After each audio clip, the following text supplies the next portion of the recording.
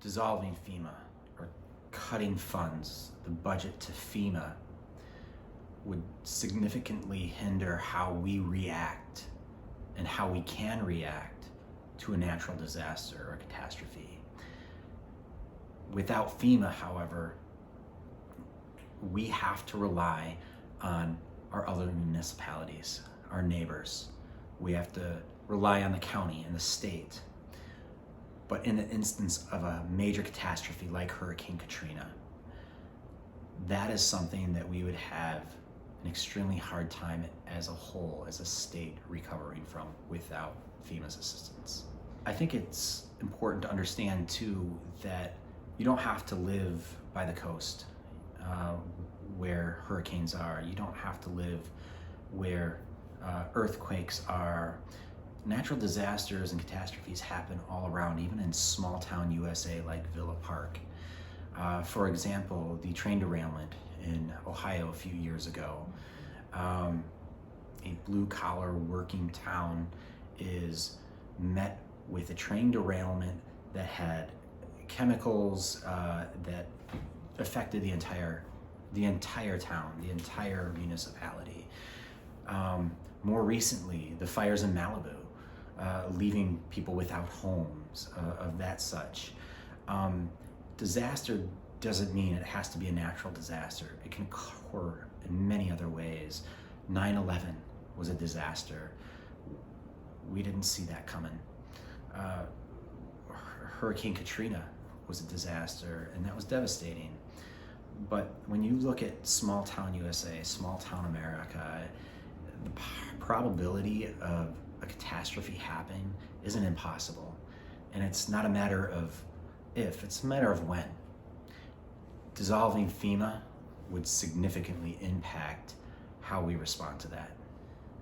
From my experiences in Katrina, when you look at the people that were displaced from their homes, the survivors, the ones that did survive, that did make it out, they had nothing, nowhere to go, no possessions. If a catastrophe happened like that in small town USA, Villa Park, Illinois, we'd be resilient, but we wouldn't have a lot of resources.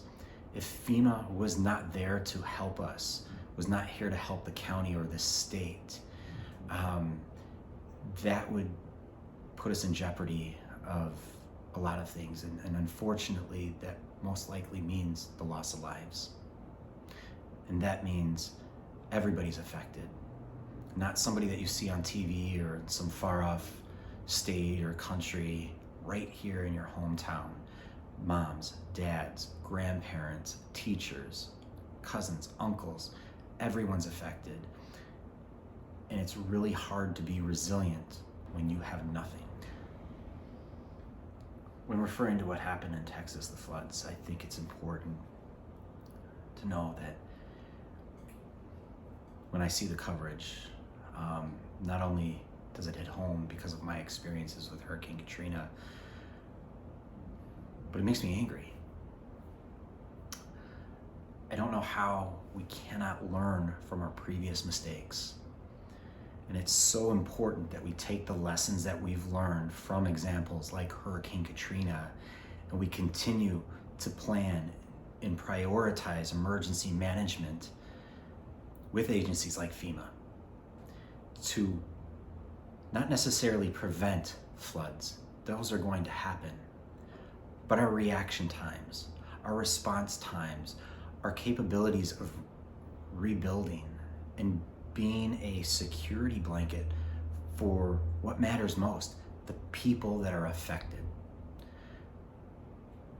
So when I think of Texas, we have to do more. We have to do better, and we can.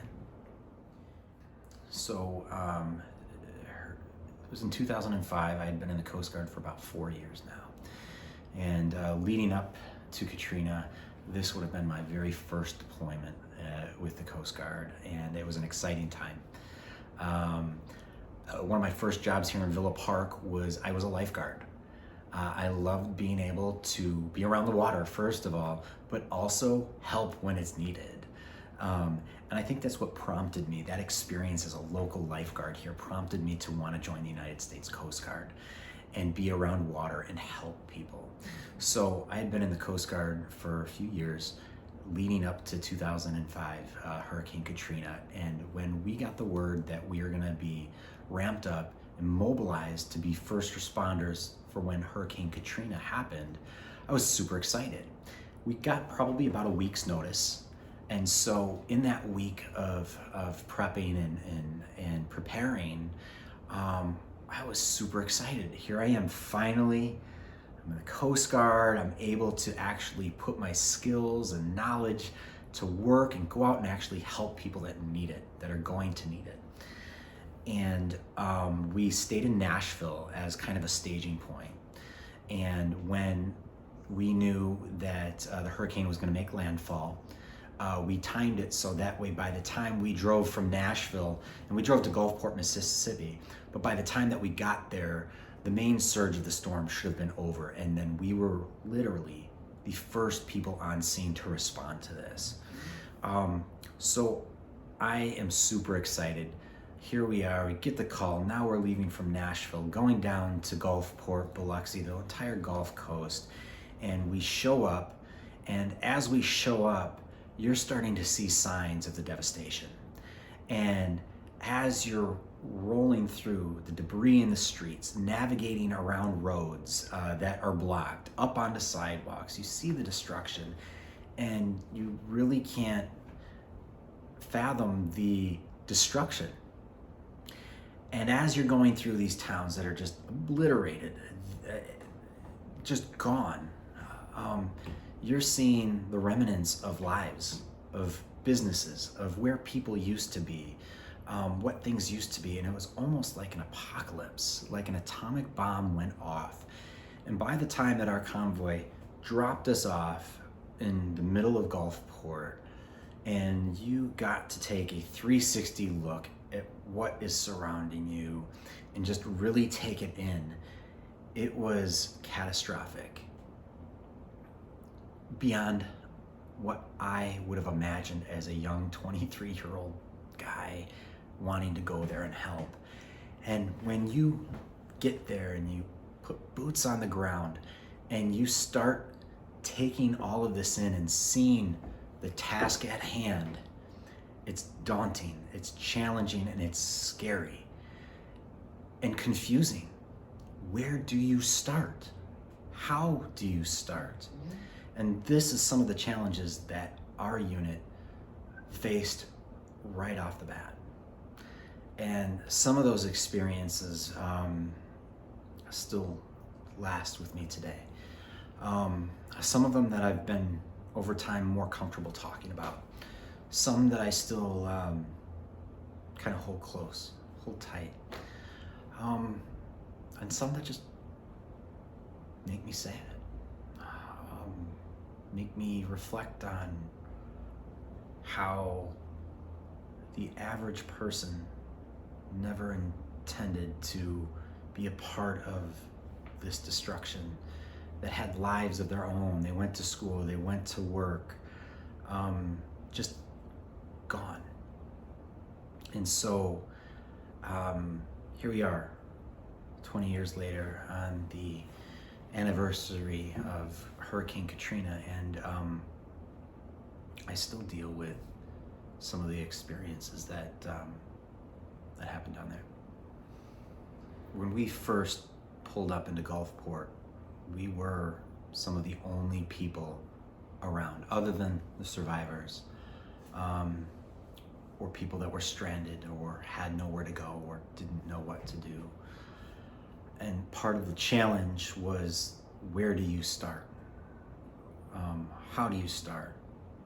And our objective, our mission, was solely search and rescue and recovery operations. And finding the people that were abandoned, that needed help, recovering the casualties, returning them to their homes and their families. And while we were down there, I remember specifically, at least the first week or two, always talking to my shipmates the people around me, like, where's the help? Where is everybody? Are we expected to do this alone? How can our Coast Guard unit search and rescue and recover everybody that was affected? And this was mass casualties, mass destruction over multiple counties, multiple jurisdictions, multiple states. And here we are, a Coast Guard unit, I think total maybe 100, 150 people, probably 4 or 5 boat crews. That's it. We were working day and night to find survivors. And one of the biggest challenges too was when you do rescue somebody, when you do save somebody, where are they gonna go? Where are we gonna go with them? There was no place to go. And that was one of the challenges. So being one of the only Coast Guard units in that area at that time, there were no police. There was no sheriff. There was no county or state police. There was no National Guard. Nobody was there. And where was FEMA?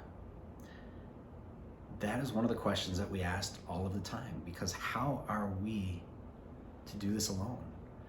And it's near impossible. And we got to a point in that deployment early on where we were even giving out our own supplies, our own food rations, our own MREs, our own bottles of water to people that needed them more than us. And me in particular, I remember doing 16, 20-hour shifts, going and doing a search and rescue mission, coming back, getting off the boat and knowing I'm not done.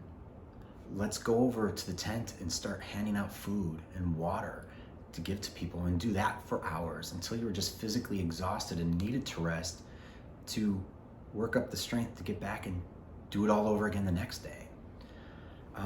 It was a very challenging task, and one of the things that I will say is that the people that we did help, the people that were saved, were very grateful to see somebody there, very grateful for just a bottle of water, simple things, especially when the hurricane took everything they had, everything. I would hate for anybody to experience what I experienced in Hurricane Katrina.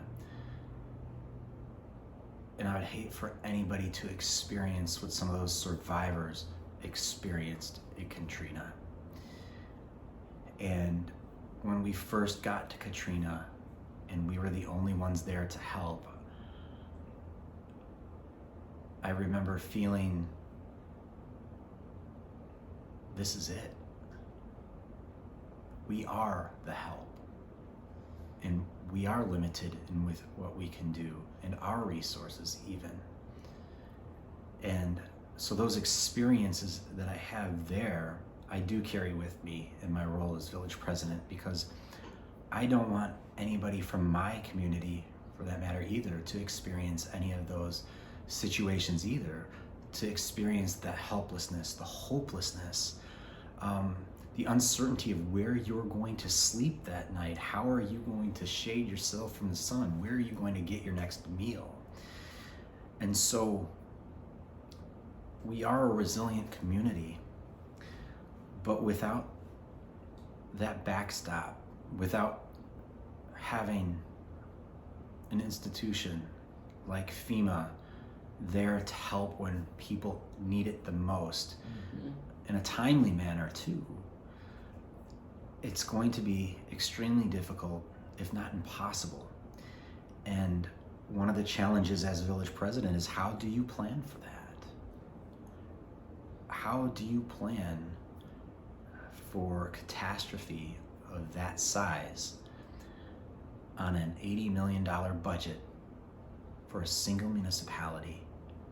Because if something were to happen, like another Katrina in a municipalities, small town USA like this again, everybody's affected.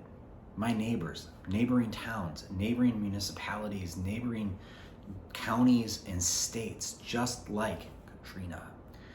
Where are you going to plan for that? How are you going to plan for that? Where are the resources going to come from? Who are they going to come from? How long is it going to take to get those resources?